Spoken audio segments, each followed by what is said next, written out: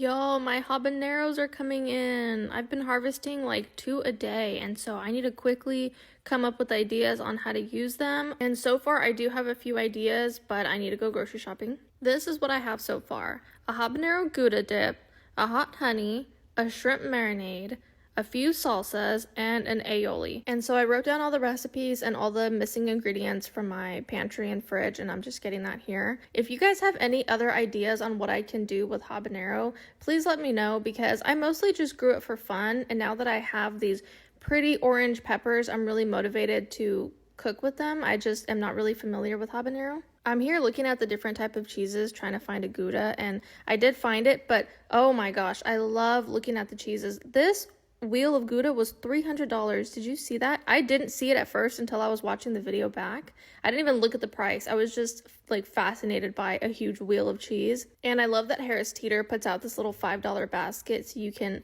try different cheeses, maybe for like a sample board or something like that without having to spend too much money. Oh, I swear it just gets me in the mood to make a charcuterie board, which I do in the fall for like Thanksgiving and gatherings and stuff like that. But this, I love looking at all the different cheeses. Is it just me? Okay, moving on to the meats. I also love coming to the butcher and ordering meats from here. It reminds me of when I was a kid. We used to shop at Stater Brothers often, and I just remember my mom standing at the counter and ordering meat. And as a kid, of course, you have no idea what's going on, so it just seemed like a very adult thing to do, to stand there and talk to the butcher. Now I'm looking for crackers to eat with my Gouda dip, and honestly, none of them were looking that good to me because I don't like a Ritz cracker type of like fluffy cracker. You know, I like a really thin, hard, like crispy, crunchy kind of cracker, and that's what I was looking for.